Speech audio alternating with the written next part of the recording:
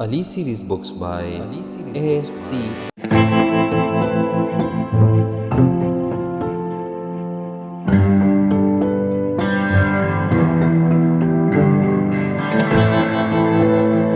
Okay, अस्सलाम वालेकुम, welcome back to alicoachingacademy.com। आज हम बात करेंगे अबाउट द अल्काइंस, यानी कार्बन और कार्बन का जब ट्रिपल बॉन्ड होता है उसको हम कहते हैं अल्काइंस। एनीवेज, हम बात करेंगे अल्काइंस। तो अल्काइंस का जो फंक्शनल ग्रुप है वो है सी ट्रिपल बॉन्ड सी। ये है, this is the functional group of alkynes. Alkenes में जितनी बातें हमने पढ़ी थी ना, तकरीबन तकरीबन बातें सेम है। तो जहां पर डिफरेंसेस है उन डिफरेंसेस को हम ज्यादा खुल के डिस्कस करेंगे कंपेयर टू द सिमिलैरिटीज। देखो, फंक्शनल ग्रुप हमारा यहाँ क्या है, वो ट्रिपल बॉन्ड है। So will talk about that triple bond कि जब ट्रिपल बॉन्ड होता है उसकी रिएक्टिविटी और इसकी रिएक्टिविटी क्या है। देखो, याद रखना, मल्टीपल बॉन्ड जब भी होता है ना, मल्टीपल बॉन्ड, हमें पता है कि जब मल्टीपल बॉन्ड होता है, मल्टीपल बॉन्ड जब होता है तो वहां पर एक ही रिएक्शन होता है जिसको हम कहते हैं addition reaction. That is called addition reaction. तो सबसे पहले भाई एक बात तो क्लियर हो गई कि बॉन्ड डबल हो या ट्रिपल बॉन्ड, डबल हो या ट्रिपल हो, जो रिएक्शन होगा वो एडिशन ही होगा। एडिशन रिएक्शन होगा तो एडिशन रिएक्शन में हम इलेक्ट्रोफिलिक एडिशन की बात करेंगे कि मेनली जो यहाँ पर रिएक्शन मैकेनिज्म फॉलो होता है, तो जैसे अल्कीन में था वो इलेक्ट्रोफिलिक एडिशन रिएक्शन था, सेम टू सेम यहाँ पर भी है। अब इस लेक्चर से पहले अगर आपने अल्कीन वाला लेक्चर नहीं देखा तो उसको आप जरूर जाके एक दफा देखिए। तो जब आप देखेंगे तो आपको पता चल जाएगा जो जो बातें मैं कर रहा हूँ वो उसके साथ जाके कनेक्टेड है। Anyways, we are talking about the multiple bond कि मल्टीपल बॉन्ड होगा तो यहाँ पर जो रिएक्शन होगा उसको हम कहते हैं addition reaction, and this addition reaction is electrophilic addition reaction. ये इलेक्ट्रोफिलिक एडिशन रिएक्शन है। अच्छा, अगर कुछ बातें आपको समझ नहीं आ रही तो बाद में हम वैसे भी एक्सप्लेन करेंगे, लेकिन यहाँ पर जो रिएक्शन होगा वो इलेक्ट्रोफिलिक एडिशन रिएक्शन होगा, यानी इलेक्ट्रोफाइल आएगा उस पर अटैक करेगा एंड वो। अच्छा, अब हमने कहा था कि जो सिंगल बॉन्ड होता है यानी कार्बन कार्बन सिंगल बॉन्ड होता है, अल्केन होता है। तो अल्केन के लिए हमने एक फार्मूला लिखा था, वो था CnH2n+2। ठीक है, लेकिन जब ये हम कहते हैं डबल बॉन्ड आता है, डबल बॉन्ड, तो डबल बॉन्ड के साथ ये वाला खत्म हो जाता है और ये रह जाता है CnH2n। अच्छा, हम कहते हैं नहीं भाई ट्रिपल बॉन्ड है, यहाँ पर एक और बॉन्ड है, ट्रिपल बॉन्ड है, इसका मतलब इससे 2 और कब करो तो ये हो जाएगा CnH2n-2, यानी CnH2n+2 से CnH2n और फिर इस CnH2n-2 हो जाता है। Do understand? अच्छा, अब ये हमारे पास आ गई 3। इसका मतलब हुआ ये हमारे पास अल्केन है, ये अल्कीन है, ये अल्काइन है। मतलब ये है कि जब एक सिंगल बॉन्ड होते हैं तो उसको हम कहते हैं CnH2n+2। जब डबल बॉन्ड आता है तो इससे ये जो 2 है कट जाता है और जब ये इधर से आ जाता है और फिर जब है तो इसका मतलब है कि इससे भी 2 कम करो तो ये हमारे पास बन जाता है अल्काइन का। ये हो गया अल्केन, ये हो गया अल्कीन और ये अल्काइन। हमारे पास ये इतना डिफरेंस है। एनीवेज, तो we are talking about the alkane, alkene और अल्काइन। अच्छा, अब देखना, हम ये कहते हैं कि यहां पर इसको कहते हैं आमतौर पर, इसमें हम कहते हैं ये जो फंक्शनल ग्रुप है इसको हम कहते हैं एसिटिलीन। इसको क्या कहते हैं? दिस इज कॉल्ड एसिटाइलिन, यानी एसिटिलीन कहते हैं या एसिटाइलिन कहते हैं बात, लेकिन but this is acetylene actually. Okay, अब एसिटिलीन कहते हैं सी ट्रिपल बॉन्ड सी को, तो इसलिए तो on the basis of this one, इसलिए जो अल्काइंस हैं उनको एसिटिलीन्स कहते हैं। ये सी ट्रिपल बॉन्ड सी की वजह से है, दिस इज कॉल्ड एसिटिलीन्स। बाद लोग इसको एसिटाइलीन्स भी कहते हैं, बस ठीक है, मुख्तलिफ उसमें हम कहते हैं। तो जनाब, एक्चुअली जो अल्काइंस है, अल्काइंस नहीं है, अल्काइंस को हम एसिटाइलीन्स भी कहते हैं, दिस इज कॉल्ड एसिटाइलीन्स। तो एसिटिलीन्स है, ठीक है। ये एसिटिलीन है हमारा, जो जो 2 कार्बन है उसके बीच में जो ट्रिपल बॉन्ड होता है उसको एसिटिलीन कहते हैं और इसी वजह से तमाम अल्काइंस को एसिटाइलीन्स कहते हैं।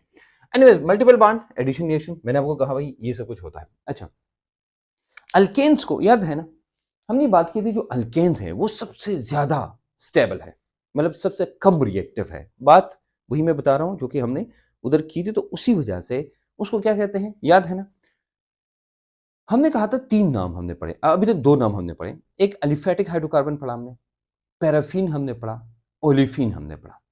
अब पैराफीन और ओलिफीन, पैराफीन हमने अल्केन्स के लिए पढ़ा था, ओलिफीन हमने अल्कीन्स के लिए पढ़ा, यानी ऑयल प्रोड्यूसिंग, और एसिटिलीन्स हम पढ़ रहे हैं अल्काइंस के लिए। बताया था मैंने अल्कीन और अल्काइन की कुछ चीजें सेम है, कुछ चीजें डिफरेंट है, तो जो डिफरेंट है उनकी ज्यादा हम डिटेल में बात करेंगे। अच्छा, अब बात करेंगे ना कि जी, तो हम बात करेंगे कि जब इसकी हम बात करेंगे तो ये हमारे साथ हो जाएगा कि जो सी ट्रिपल बॉन्ड सी है, यहां पर हमने कहा भाई एडिशन रिएक्शन होगा। कौन सा रिएक्शन होगा? इलेक्ट्रोफिलिक एडिशन रिएक्शन होगा।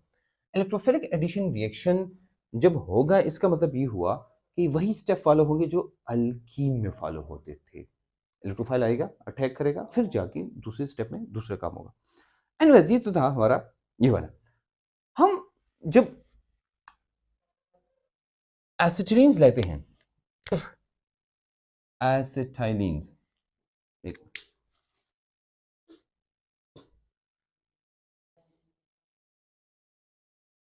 एसिटिलीन्स लेते हैं, तो जो एसिटिलीन है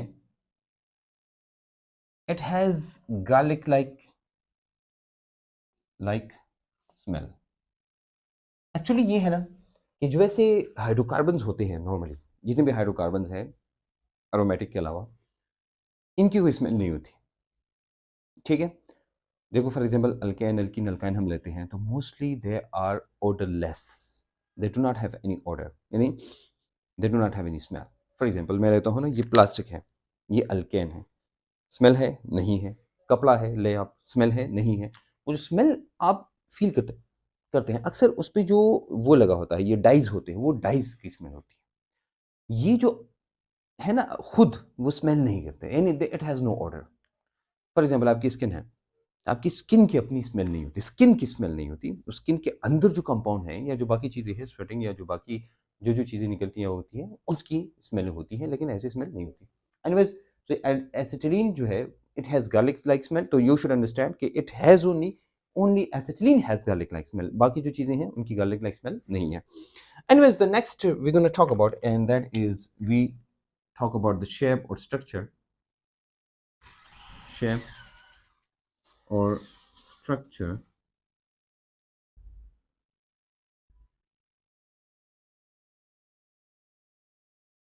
ओके। शेप और स्ट्रक्चर की हम बात करते हैं तो शेप और स्ट्रक्चर में हम ये पढ़ते हैं कि देखो हमने अल्कीन में एक स्ट्रक्चर पढ़ा था, लेकिन उसमें से एक स्टेप हम एक्स्ट्रा पढ़ेंगे, यानी एक स्टेप हम एक्स्ट्रा जाएंगे। फॉर एग्जाम्पल हमने पढ़ा था ना, उधर हमने पढ़ा कि एक कार्बन है, वो दूसरे कार्बन के साथ क्या करता है? सिग्मा बॉन्ड बनाता है। तो सेम हम यहां पर भी वो सिग्मा बॉन्ड बनाएंगे। यहां पर हो गया भाई जनाब, ये हो गया इसका एक सिग्मा बॉन्ड, ये हो गया इसका वाला, और ये हो गया इसका वाला। सिर्फ एक डिफरेंस है, डिफरेंस ये है ना कि जब हम एसिटिलीन की बात करते हैं तो एसिटिलीन में कार्बन ट्रिपल बॉन्ड बनाता है, तो हम कहते हैं यहां पर जो हाइब्रिडाइजेशन होती है वो sp हाइब्रिडाइजेशन होती है, sp। देखो इसका मतलब ये हुआ कि ये जो सिग्मा बॉन्ड बनता है, ये सिग्मा बॉन्ड, इसका मतलब ये sp कार्बन और ये sp कार्बन, ये दोनों ओवरलैप करते हैं, तो sp sp ओवरलैपिंग होती है। क्या होती है? sp। तो ये हमारे पास क्या बनाते हैं? एक सिग्मा बॉन्ड बनाते हैं। You understand now? अच्छा, ये तो हो गया। दूसरा इसके बाद ये होता है कि ये जो कार्बन है, ये कार्बन बैक साइड पे जाके, बैक साइड पे ये इसका sp और हाइड्रोजन का s, हाइड्रोजन का s, हाइड्रोजन का s इधर बॉन्ड बनाता है। ये हो गया हाइड्रोजन का s, ये हो गया, ये हो गया हाइड्रोजन का s, ये देखो H और C। तो इसका मतलब हुआ कि जो देखो टोटल हम देते हैं, सबसे पहला भाई एक carbon carbon carbon carbon bond होता है, एक कार्बन कार्बन जो बॉन्ड होता है, ये वाला कार्बन sp है, ये वाला कार्बन ये भी sp है। इसका मतलब हुआ कि ये जो बॉन्ड बनाता है sp और sp, हाइब्रिडाइजेशन होती है। देखो इसका sp इसने बॉन्ड बनाया, लेकिन ये sp जो बैक साइड पे बॉन्ड बनाता है ये हाइड्रोजन के साथ, तो इसका sp इसके H के साथ होगा। इसका मतलब ये हुआ कि जो कार्बन हाइड्रोजन जो बॉन्ड होता है, दूसरा कार्बन हाइड्रोजन बॉन्ड, वो दो होते हैं, दो होते हैं, और जो दो होते हैं वो sp ऑफ द कार्बन और s ऑफ द हाइड्रोजन ये जाके बॉन्ड बनाते हैं, तो sps, you understand, and sp and sp, तो अब ये दो सिग्मा बॉन्ड हमारे पास बन गए। अब आप कहेंगे सर हमारे पास px तो खत्म, लेकिन हमारे पास py एंड pz रहता है। यही है कि जो हमने इसका दूसरा पढ़ा था कि जो अल्कीन है उसमें एक और सिग्मा बॉन्ड बना था, इसमें एक सिग्मा बॉन्ड कम है। तो जब सिग्मा बॉन्ड कम है इसका मतलब ये हुआ कि जनाब देखो अब हमारे पास दो एक्सिस रहते हैं, एक y एक्सिस है देखो ये, ठीक है, और दूसरा z एक्सिस है, ये दो एक्सिस हम लेंगे। अब देखो मैं आपके लिए काम आसान करता हूं कि आपको वो मसला ना, हम ये कहते हैं ना कि पहले y एक्सिस पे जाके ये देखो ये जाके यहां पर होता है py यहां पर, और फिर होता है py यहां पर, ये क्या करते हैं ये जाके यहां पर ओवरलैप कर जाते हैं। ये अभी कौन सी ओवरलैपिंग है, तो पैरेलल ओवरलैपिंग है, और ये साइड वाइज ओवरलैपिंग इसको कहते हैं, पैरेलल ओवरलैप या साइड वाइज ओवरलैप, ये हो गया। ये हमारे पास एक पाई बॉन्ड बनाते हैं, ठीक है। एक और देखो हमने कहा एक हमारे पास एक और होता है, वो क्या है, वो ये देखो पी जेड के साथ और पी जेड के साथ, पी जेड के साथ और पी जेड के साथ, ये अब होता ही है ना कि जो पी जेड है, मैं ब्लैक से करता हूं कि आपको ये नहीं है, ये जाके ओवरलैप करते हैं, ये जाके ओवरलैप करते हैं, ये ऐसा हुआ। हम कहते हैं ये भी पाई हो गया, तो अब अबव एंड बिलो ये भी हमारे पास पाई हो गया, दो पाई हमारे पास आई। इसका मतलब ये हुआ कि जो कार्बन है, कार्बन जो हाइब्रिडाइज्ड होते, हाइब्रिडाइज्ड वो सिग्मा बॉन्ड बनाते हैं, लेकिन जो हाइब्रिडाइज्ड नहीं होते वो पाई बनाएंगे। मतलब ये हुआ, इसका मतलब ये हुआ कि जो हमारे पास पी वाई था, जो पी वाई के साथ बॉन्ड बनाएगा ये कौन सा था, ये अनहाइब्रिडाइज्ड होगा, तो उसको हम कहते हैं पाई। और जो पी जेड है वो दूसरे पी जेड के साथ वो कौन सा बॉन्ड बनाएगा, पाई। देखो हमने कहा ना ये जो लीनियर ओवरलैप है, लीनियर उसको हम सिग्मा कहते हैं, लेकिन लीनियर नहीं है, वो साइड वाइज है या पैरेलल है, उसको हम क्या कहते हैं, that is called pi overlap. जो जो साइड वाइज ओवरलैप है या पैरेलल ओवरलैप है उसको हम कहते हैं पाई बॉन्ड। तो pi bond is formed here, you understand now, ये हमने पढ़ा। देखो इसका मतलब ये हुआ कि हम ये क्या कहते हैं, एक कार्बन दूसरे कार्बन के साथ ऐसे जाके हाइड्रोजन के साथ बांड, ऐसे जाके हाइड्रोजन के साथ बांड, ठीक है। फिर क्या करते हैं, हम कहते हैं भाई एक बांड इधर बनता है, एक बांड इधर बनता है। ये जो बांड है ये एक बांड ये आप कंसिडर करिए ये वाला है, दूसरा बांड कंसिडर करिए दूसरा वाला है, मतलब एक रेड वाला जो हमने इसी ओवरलैप किया है और दूसरा ब्लैक वाला ओवरलैप। तो हम कहते हैं जो बीच वाला है ना ये हमारे पास सिग्मा बॉन्ड है, ये भी सिग्मा है, ये भी सिग्मा है। जो ऊपर वाला है ये पाई है, ये भी पाई है। We have this sigma and pi bonds here, you understand now, clear, okay. ये हमारे पास है कि सिग्मा एंड पाई बॉन्ड्स यहां पर बनते हैं। एक और चीज है, ये कार्बन, ये इधर देखो फोर्स, ये कार्बन है, दूसरा कार्बन है, ये एक दूसरे के साथ बॉन्ड जब बनाते हैं ना, मैं इसको जरा एक और अंदाज में लिखता हूं क्योंकि हमें जो चीज चाहिए वो ये है। देखो हमने कहा ना ये इधर जाके एक बॉन्ड बनाता है, पहले तो भाई ये क्लियर करो, इधर ये हो गया, ठीक है। और फिर जाके मैं इसको z को अगर ऐसे बनाऊं तो भी सही है, कोई मसला नहीं है, उस तरफ से बनाओ, ये होगा। देखो हम ये कहते हैं ना ये एक दूसरे के साथ जाके ओवरलैप करते हैं, ऐसे इन्हें ओवरलैप किया, ठीक है। अब जाके जो दूसरा है ना ये भी ओवरलैप करते हैं, ये अब ये भी ओवरलैप किया, ठीक है। अब मैं ये लेता हूँ सीधी सीधी ये वाला, इनके ओवरलैप करता हूँ दोबारा, ये हो गया, और फिर जो रेड वाले हैं इनकी ओवरलैपिंग भी करता हूँ मैं, ये अब क्या, अब वो क्या नजर आ रहा है, अब एक और चीज नजर आती है। देखो मैं अगर एक कार्बन इधर लूं और दूसरा कार्बन इधर लूं, ये कार्बन ले लूं, दूसरा कार्बन इधर, मैंने बॉन्ड बनाया, बॉन्ड बनने के बाद मैं क्या करता हूं, मैं ऐसे करता हूं, देखो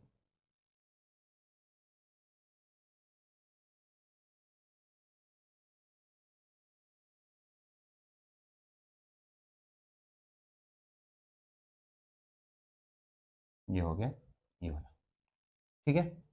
अच्छा ये मैं इधर ऐसे करता हूं,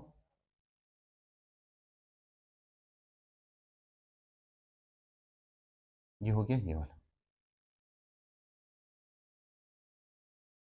यहां और यहां, ठीक है। अब आप कहेंगे सर ये तो चार स्ट्रक्चर आपने बनाए, इन सब स्ट्रक्चर्स का मतलब क्या है। सबसे पहली बात आप समझे भाई, अगर सीधा सीधा ऐसा है, मतलब ये हाइड्रोजन से ही हाइड्रोजन में जाऊं तो उसको हम कहते हैं लीनियर स्ट्रक्चर, जिसका लीनियर जो है कि ये सीधा है, तो we call it linear structure. सबसे पहले आपको ये जानना है। तो हम जो है लिखते हैं, हम कहते हैं भाई ये बाण बंधे हैं, फिर हम कहते हैं ये तीसरा पॉइंट जो हमारे पास क्या है, ये लीनियर है, लीनियर है। लीनियर और एसपी हाइब्रिडाइजेशन है, ये हमने पढ़ी है। चार, जब लीनियर होगा आपके ख्याल में इसका बॉन्ड एंगल क्या होगा? हम कहते हैं भाई, आप सबको पता है भाई, अगर ऐसा है तो हमारे पास ये होगा एस 180, तो bond angle is equal to 180 degree. ये सब क्लियर हो गया? ओके, पाई भी क्लियर, सिग्मा भी क्लियर, सब कुछ क्लियर। लेकिन यहां पर दो बातें आती हैं जो बड़ी इंपॉर्टेंट है एक्चुअली। हम ये पूरी केमिस्ट्री में जो पढ़ते हैं, आपने सुना होगा, हम कहते हैं सबसे स्टेबल कौन है? वो अल्केन है। सबसे स्टेबल कौन? अल्केन। क्यों स्टेबल है? क्योंकि इसमें सिंगल बॉन्ड है सारे। लेकिन उसके बाद जिसमें रेजोनेंस होगा वो ज्यादा स्टेबल होगा। दूसरे नंबर पे कौन? जिसमें रेजोनेंस होगा।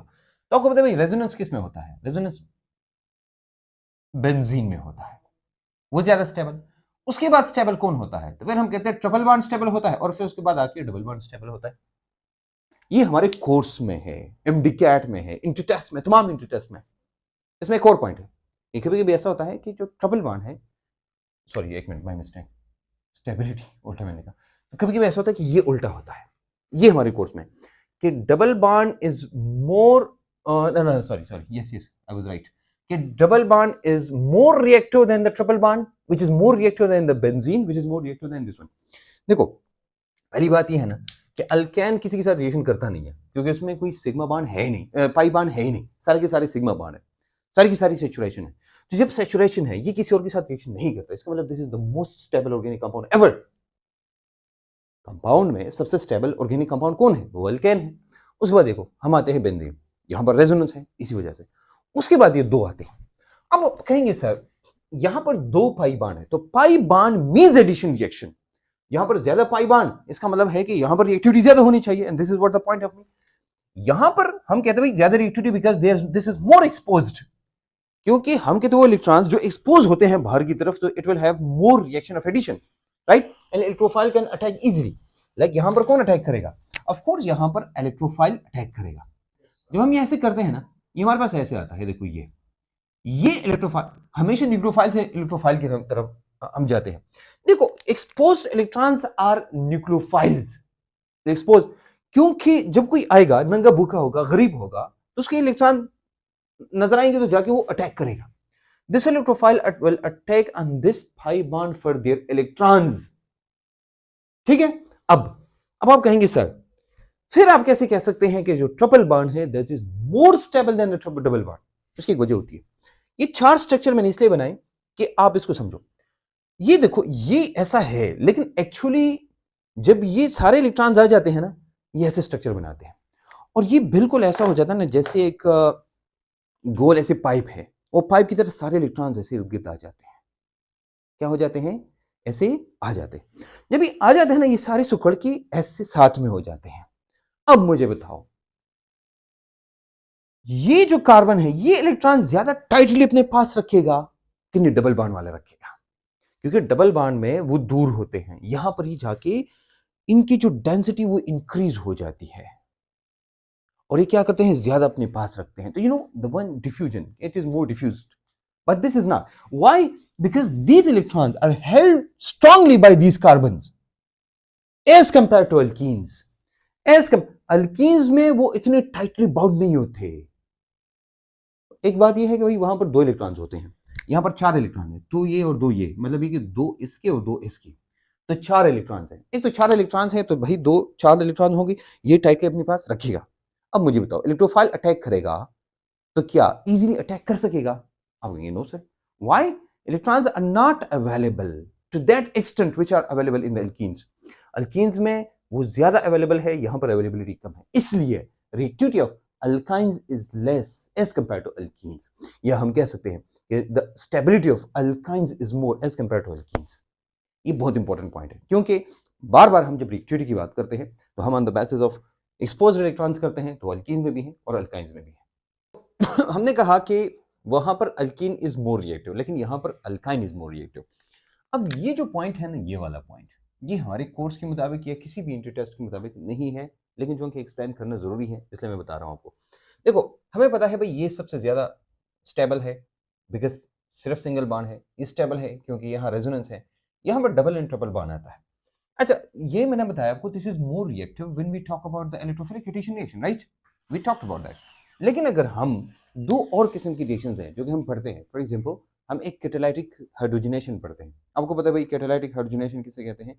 उसे कहते हैं जब हम हाइड्रोजन को ऐड करते हैं, व्हेन वी ऐड हाइड्रोजन, तो हाइड्रोजन को ऐड करते हैं दो जगह पे हम ऐड कर सकते हैं। हम अल्कीन में भी ऐड कर सकते हैं और हम अल्काइन में भी ऐड कर सकते हैं। देखो हम H2 ऐड करेंगे और ये जाके जाएगा हमें वो वाला, या हम क्या करेंगे, हम यहाँ पर करेंगे C triple bond C plus H2 करेंगे एंड इट विल, लेकिन ये हमें यहाँ 2H2 चाहिए, एक H2 नहीं चाहिए। ट्रिपल बॉन्ड के लिए हमें दो हाइड्रोजन मॉलिक्यूल चाहिए और डबल बॉन्ड के लिए एक हाइड्रोजन चाहिए। अच्छा देखो, हमने पढ़ा है नहीं पढ़ोगे तो फिटोगे, ये बातें हम बार बार करते हैं। वही क्या करोगे, नहीं पढ़ोगे तो फिटोगे। यहाँ भी हम कहते हैं भाई नहीं पढ़ोगे तो फिटोगे, ये हम सब कहते हैं। और ये जाके हमें क्या देता है, दोनों हमें क्या देते हैं, अल्केन्स देते हैं।